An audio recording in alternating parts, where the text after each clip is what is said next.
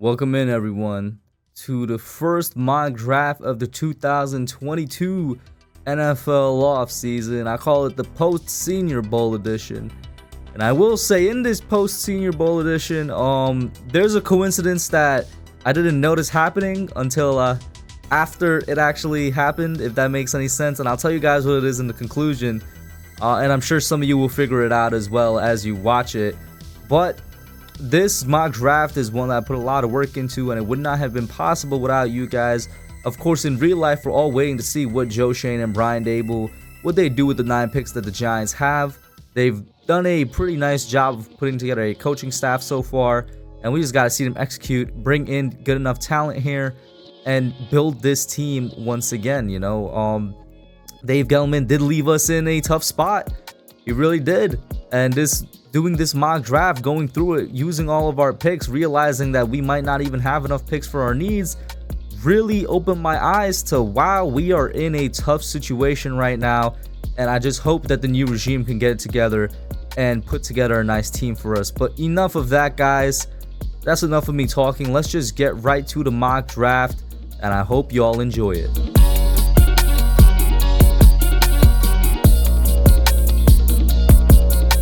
With the 5th pick in the 2022 NFL Draft, the New York Giants select Ikem Ekwonu, offensive tackle, North Carolina State. I know some of you are not surprised by this, and honestly, you shouldn't be. I love offensive linemen, and man, do I love Ikem Ekwonu. Man, where do I start off with this guy? The size, the strength, the athleticism, the explosiveness, the violence. And he legitimately might be one of the most, if not the most violent player in this draft. Every time this man comes off the snap, he's blowing up an opposing defender, man. He's blowing up an edge rusher. He's blowing up a linebacker. If there's nobody in front of him, he's going to look for work and go blow up some type of defender, man. And it's honestly just too much for defenses to handle. He's one of the most naturally talented and naturally gifted tackles I've ever looked at. And he definitely fits that mold for any prospect in general in this draft. The guy is absolutely titanic in size, but somehow, someway moves way faster and way quicker than expected. Now, a lot of comparisons, including one that I've thrown out there myself, has been to Mekhi Becton, because Mekhi Becton was kind of that raw, big, overpowering force of a tackle that came out a couple years ago.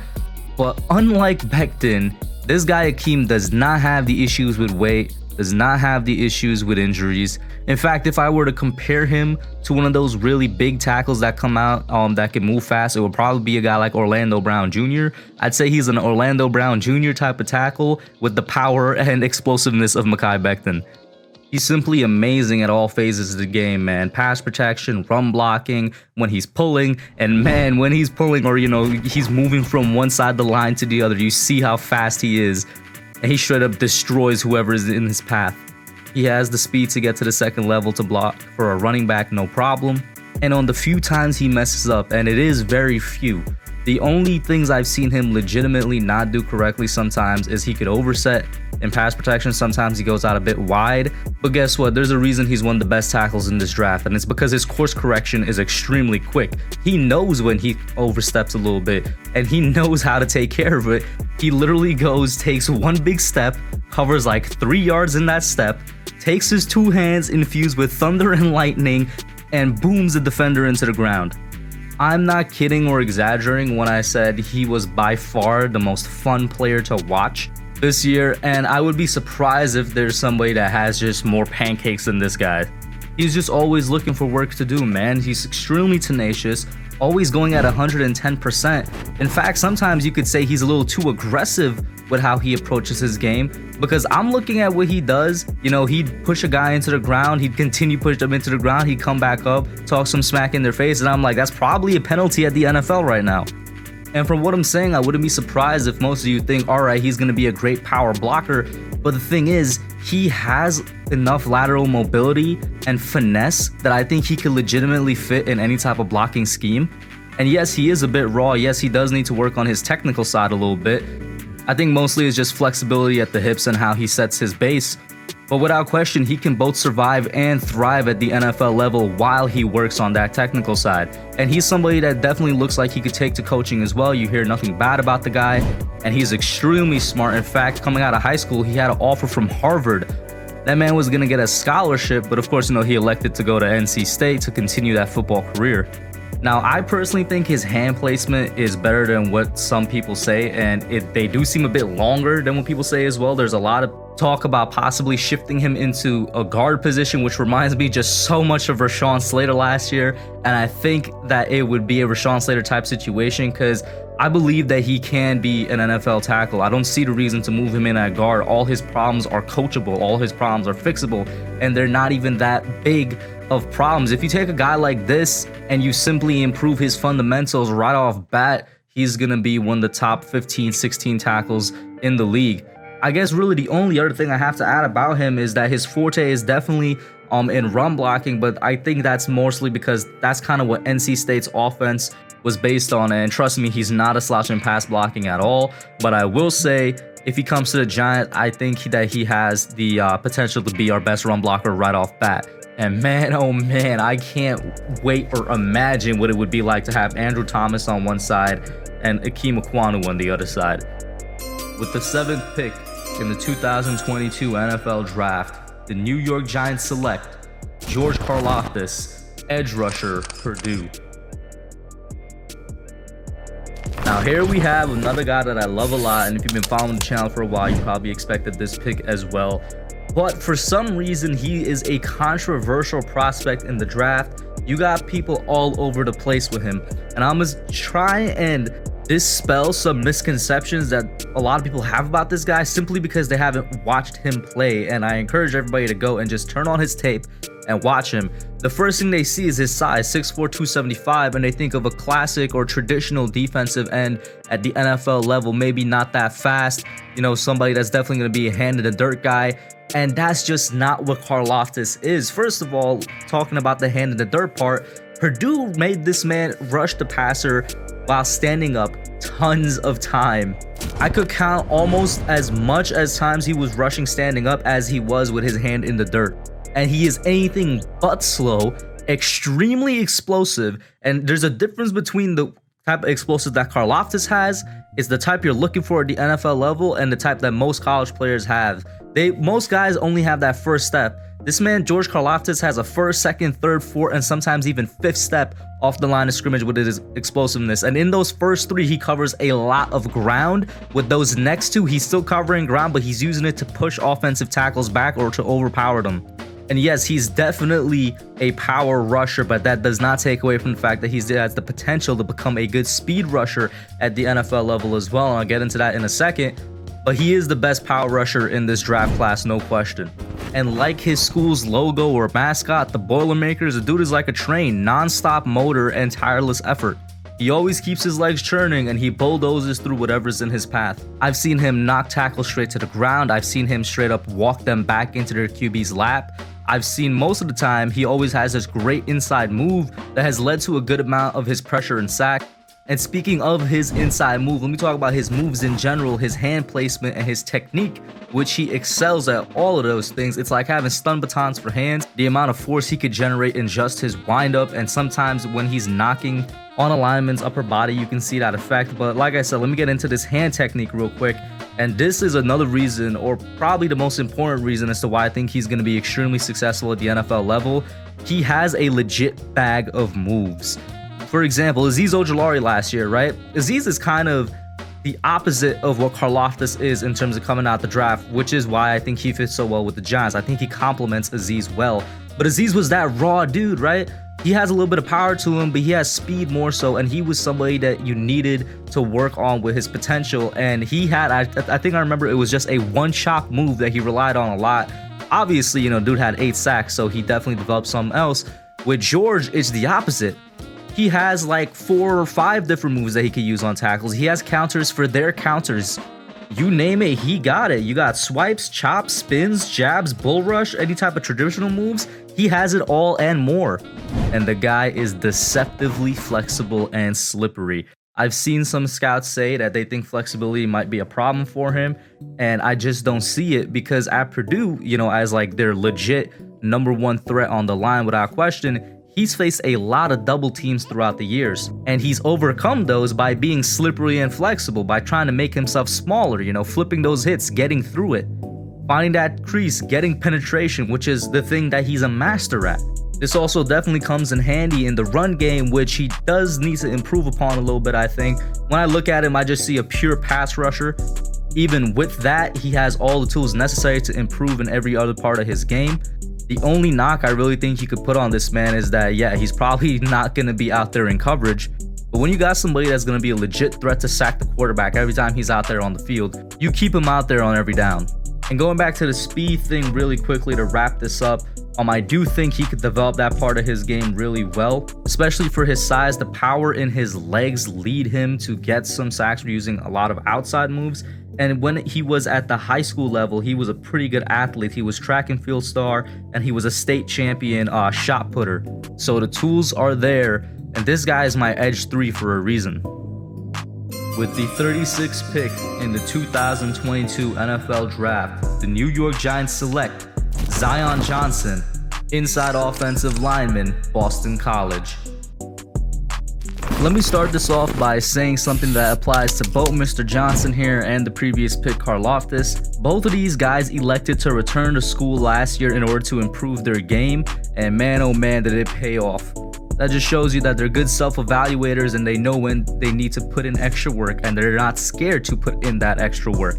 Now let's actually talk a little bit about Zion Johnson. This man is a plug-and-play guard at the NFL level that started all 3 seasons he played at Boston College. One of those seasons was actually, I think it was left tackle, and the other 2 were at guard. And he took a major leap this year that has a lot of people ranking him as their #2 or #3 inside lineman in this year's draft. He's not the biggest lineman out there, especially for the inside, standing at 6'3", weighing 316. But without a doubt, he plays like he's one of the biggest. He moves other big dudes like he himself is a big dude. In fact, the way he's built is not like a traditional lineman. He's actually kind of built a little bit like Tyron Smith of the Dallas Cowboys. And anytime a lineman is built like he's a defensive end, that's just a scary sight to me. Consistent, aggressive, controlled. 3 traits you want in any player, 3 traits that he succeeds in. He consistently overwhelms D linemen with his power and sometimes even pushes them directly into the dirt. That strength is also shown on the inverse side of that, where he's rarely being pushed back into his QB's lap. He knows how to hold his own, very strong base, and is a really good anchor on that Boston College line. Which, by the way, I was really impressed, and I really liked the entire Boston College line out of this year. The unit as a whole was probably one of the best in college football. They were especially known for the run game this year, and there were really games where the opposing team, the defense, knew that Boston College was playing to just run the ball down their throat, but they still couldn't stop them no matter what. And of course, Zion was a big part of that.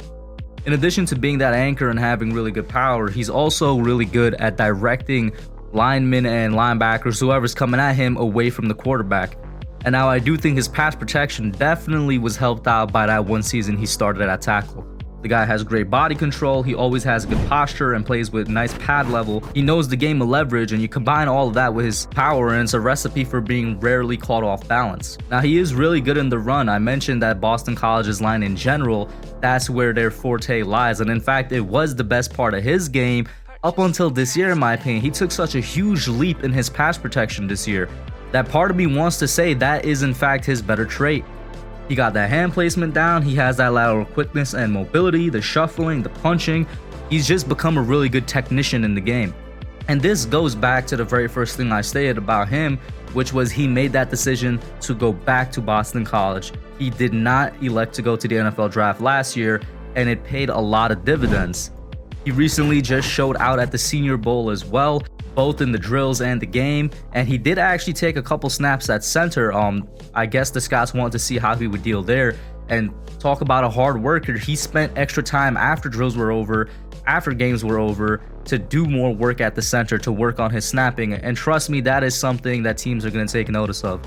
Off the field, at least in interviews, he seems to be a good character guy. I found one interview while looking for some tape where it just exudes humbleness. He was well-spoken and nothing but a class act. Let the Giants get this dude in addition to Akeem. We got 3 good offensive linemen in our team. With the 67th pick in the 2022 NFL Draft, the New York Giants select Chad Muma, linebacker, Wyoming. You know, it's been a couple years since we had a Chad on this team, and this Chad definitely could fulfill that role swimmingly. Of course, the other concern is that it's also been a while since we drafted a really good middle linebacker for the New York Giants defense, and he also could fulfill that role as well. There is the question about Blake Martinez, whether he's going to be here or not only long term, but even just this upcoming year. And Chad Muma is a guy that can both be the 1B to Blake Martinez's 1A, but he could also be a 1A himself. He's one of the couple guys in this draft that legitimately could be a Mike linebacker day one. The first thing that comes to mind when I looked at him was that he's your classic or your prototypical 3-down linebacker, a great run defender, one of the best tacklers in the nation. In fact, I think he led the nation in tackles this past year. And yes, Giants fans, he is good in pass coverage as well. Most definitely not a liability. Just an incredibly smart football player, great IQ and instincts. And with linebackers, specifically middle linebackers, to me, that's the most important thing that I look at. Or do you have good play recognition? Are you fooled by what the offense is doing? How quick is your decision making? How accurate is your decision making? And for Chad Muma, all of those things are through the roof. He's a very patient player, but he also tiptoes that line between waiting for some of the offensive play to develop and then making a quick decision before he's too late. He's rarely baited, rarely faked out, and there's not a lot of times, I can't even remember if there was one that I saw at least, where he lost the mental battle against a quarterback. Play action, RPOs, trick plays, doesn't matter. This intelligence feeds into everything he does, even into the tackling, because he is a guy that wraps up his tackles. And for some reason, every other year, the Giants have a problem with tackling. Before he led the nation this year in it, the year before he was number 6, showing improvement throughout his game.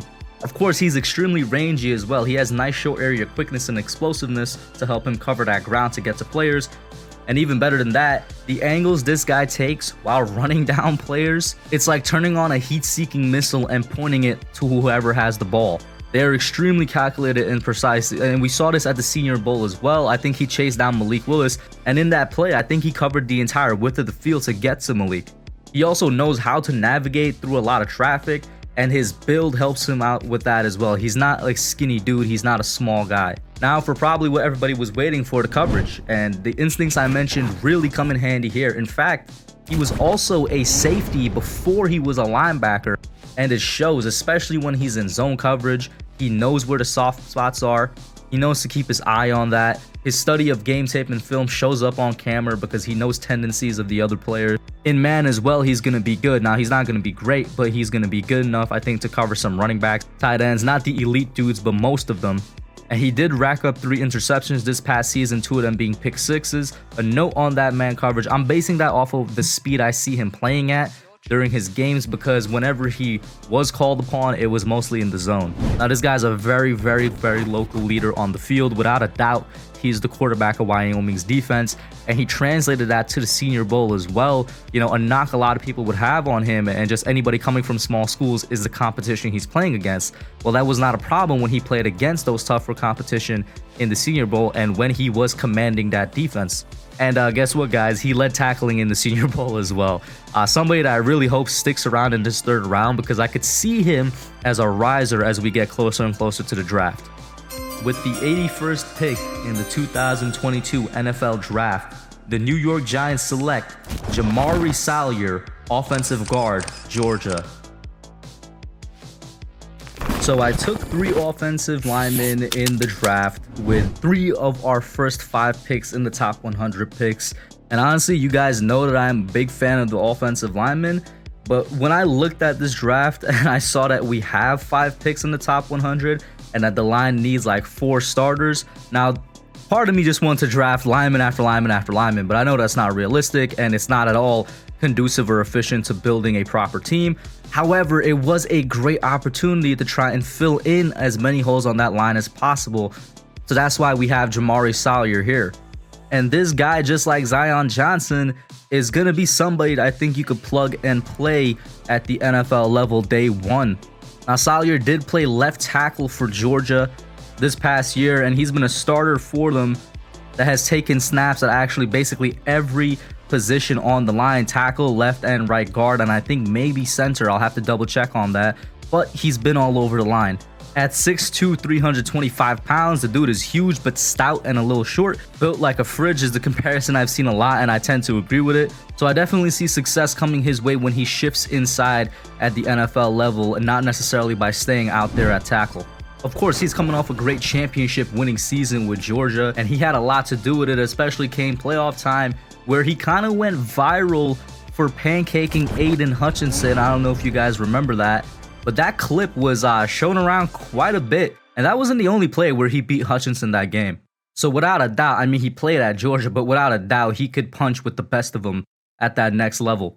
Similar to the other two linemen I took, he has a really thick size, dense frame, and he's hard for defenders to move back. The power he possesses and strength definitely helps him out in Georgia's running game, which, similar to Boston College, both of these offenses were kind of predicated more on the run than the pass. And he proved himself there. He's best when he's moving people backwards and he's the one churning forward. Of course, if you had any doubts about his pass protection, which you shouldn't, once again, him pancaking Aiden Hutchinson should tell you enough, but he has good flexibility in his knees and hips. He knows how to shuffle well. And much like Zion Johnson, again, they're very similar players the way I look at them. He also in 2021 improved his pass protection a lot, especially with his hand fighting and hand placement. Now, he is not the most athletic guy out there, and sometimes you could see him looking a bit stiff. Maybe it's because of his build, maybe it's not. Maybe he could work something out with that. And he's also not that quick in space. Those three reasons, especially that last one, are just more reasons for him to move inside at the NFL level. And with the skills and the production and the experience that he has at a guard, I think that he's going to be fine. Like I said, plug and play day one. And hopefully, fingers crossed, you got 3 more linemen in this draft with at least 2 of them. And I really think that Jamari is also a starting guard that you could get in the 3rd round. The ideal situation would be a turnaround like that, but all we could do at this point is hope for it to happen. With the 110th pick in the 2022 NFL Draft, the New York Giants select Jalen Tolbert, wide receiver, South Alabama. Tolbert was a redshirt senior that didn't see the field at South Alabama until his 2nd year, and even with that, he ended up breaking and setting a lot of receiving records for the school. Over his collegiate career, he had 178 catches, 3,139 yards, and 22 touchdowns. And if you break it down year by year, you see that he improved his production with each time that he was on the field. Now, the Giants definitely need another receiver in their wide receiver core, especially after it was kind of revealed that by cutting Darius Slayton, we could save a good amount of money. And before that was put out there on the internet, I did not have us taking a wide receiver because I didn't think we would cut Slayton in order to help free up that $40 million that the new general manager wants to free up. However, if Slayton is gone, then we have Kenny Golladay, Kadarius Toney, and that's about it as for sure guys on the wide receiving core. I would hope that we re-sign a guy in John Ross, maybe a guy in Dante Pettis, but it puts us in a spot where we have to draft somebody at some point this year. And standing at 6'3", 190 pounds, Tolbert uses his size and frame to his advantage in contested catch situations and looks to be that type of receiver at the next level. However, there's a lot of potential to be more of a do-it-all type of receiver when you look at his speed, agility, and even yard after the catch ability. I'll say this, at base level, when you look at this guy, just if he stays at his floor, and anybody that goes and looks at his tape will agree with me, you kind of see a little bit of Kenny Golladay in him, which may turn some Giants fans off, or it would make you guys want him more because we're not sure what the long-term plans for Kenny Golladay is right now with the team. Of course, he's going to be here immediately this season, but is he going to be here after that? In the South Alabama offense, Tolbert was somebody that was a short game threat, a mid-game threat, and even a deep threat, where they bombed it down to him a lot, and he came down with the ball a lot because of his short and strong hands. He also has really good tracking skills and knows when and how to high point the ball. That's also helped out by the fact that he does have a little bit of athleticism on the side. He has a good vertical for when he gets into jump ball situations, and like most contested catch receivers, he's physical as well. He could play through contact no problem while holding on to the ball. Now, he is also very fast, or I should say he has a really good top speed. The issue is that acceleration. How long could it take him to get up to that top speed? But make no mistake, my friends, he can definitely outrun the defensive players, especially at top level competition. One best example is against Clemson. I think he caught a pass somewhere around the 40 or 50 yard line. There were 2 defenders around him plus a safety over the top, so make it 3. He outran all of them and took it into the house. They could not catch that man, left them in the dust. And now this does connect a little bit back to what I was saying, that he has the potential to develop into a more well-rounded receiver, somebody that is more do-it-all than just a contested catch guy. And that is with his yard after the catch ability. Somehow, some way, because he doesn't shoot people out of their boots, but somehow, some way, he's elusive enough to make them miss. In fact, in 2021 alone, he improved his yard after catch average by a whole 2.7 yards. That is a lot. This and everything else is helped out once again by his frame, by his physicality. It's no problem if there's a corner holding him, grabbing at his jersey or anything. He just plays through it. Now, of course, there are areas for improvement, his route running being one of them. Without a doubt, he does round off his routes a little bit. His release and even off the line of scrimmage, sometimes he could be a bit slow, needs to be a bit quicker in those aspects. And he needs to get out of the habit of relying only on his strength. Also, sometimes he can look upfield before securing the ball. But I'd love to have him on the team. I think we could do great things with him. With the 156th pick in the 2022 NFL Draft, the New York Giants select Jake Ferguson, tight end, Wisconsin. The tight end class this year is pretty deep, and you can legitimately find players that have the potential to start all the way in the 5th round, and Jake Ferguson is one of those players. Now, even historically, you look back at it, like just the past 10 years or so, and you have found starting tight ends in the 4th, 5th, and 6th rounds. Guys like Logan Thomas, who's come on more recently. George Kittle is probably the most popular answer to that, and of course Darren Waller as well. Now, when I look at Ferguson, I see something similar to what I saw in Chad Muma, the linebacker that I took earlier, and that's just kind of a traditional build at the position. Somebody that's kind of the antithesis of what we have in Evan Ingram. Evan Ingram is a mismatch. He's somebody that's a speed demon. You probably more of a flex player than anything like that. Jake Ferguson is somebody more in line with what you'd see at the tight end position maybe 10 or 15 years ago in the NFL. Now, he's still a receiving threat, but he also has that blocking ability. He's just going to be out there at the Y. He's going to be out there in run blocking right there at the end of the line in 11 and 12 personnel. He's going to be out there in pass protection to chip somebody as well. Once again, like I said, more of that traditional build. Now, that's not to take away from his receiving ability, because at Wisconsin and in his 4 years at Wisconsin, he was the most consistent receiving threat there. He was extremely effective out of the red zone and through play action, where he was almost always open. And in each season, he notched at least 30 receptions for at least 300 yards. This past season, he had 46 receptions for 450 yards and 3 touchdowns, averaging about 9.8 yards per carry. And when you look at the receiving stats from him, it's definitely a decrease from where he usually is at in 2018 and 2019, where he had around 450 yards. 2020, of course, the COVID year, less games, so he had, just less production in general. You hope that maybe he rubs off that rust once he hits the NFL level.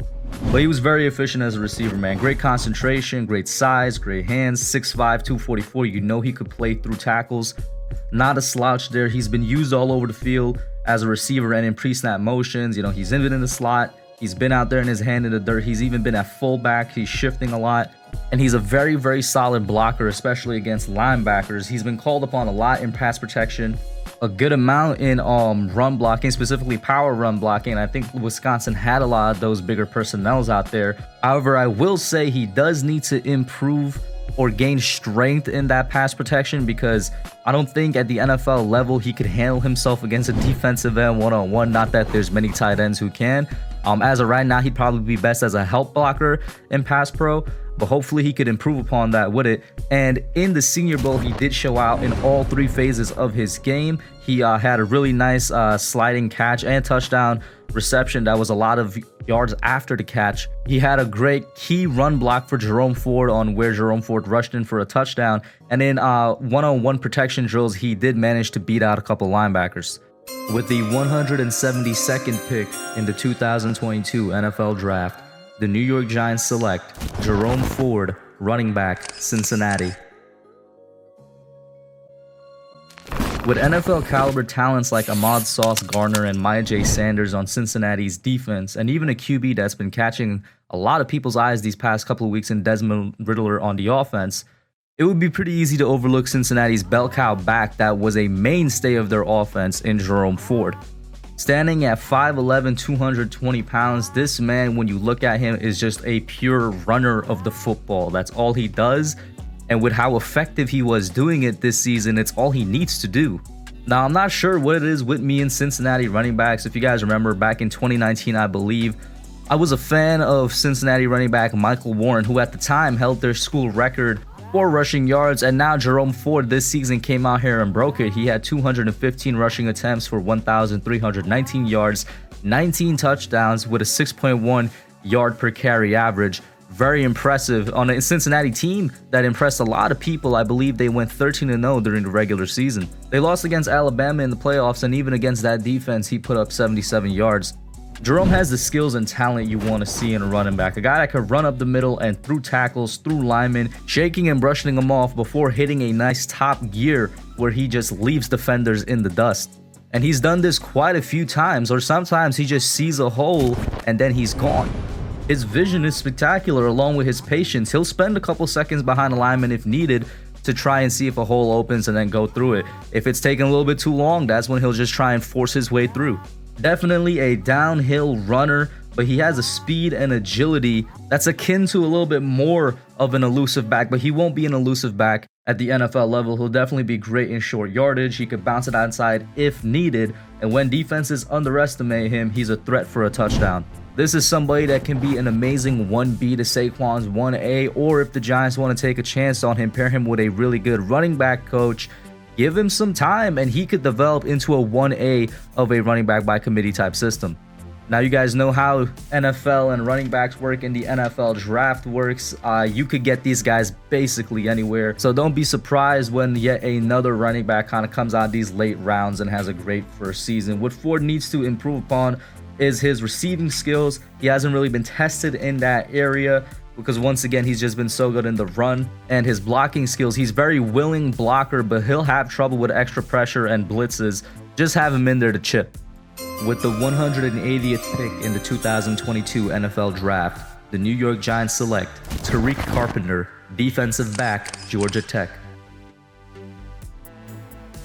Now, here's a guy that not a lot of people knew before his breakout game in the Hula Bowl, but Tariq Carpenter is a versatile safety that will add solid depth to the back end of NFL defenses and someone that will 100% compete and contribute to special teams. In fact, I'm pretty sure he actually began his career as a freshman on special teams, but then the very next season, he was placed as a starter on the defense, and that's essentially where he spent the rest of his career at Georgia Tech. He's a big guy that moves like a small guy, 6'4", 225, a former linebacker, and he is sometimes still used as that in their defense. He has fluid hips and quick feet and a good amount of speed and explosiveness, which allows him to cover a lot of ground in a short amount of time.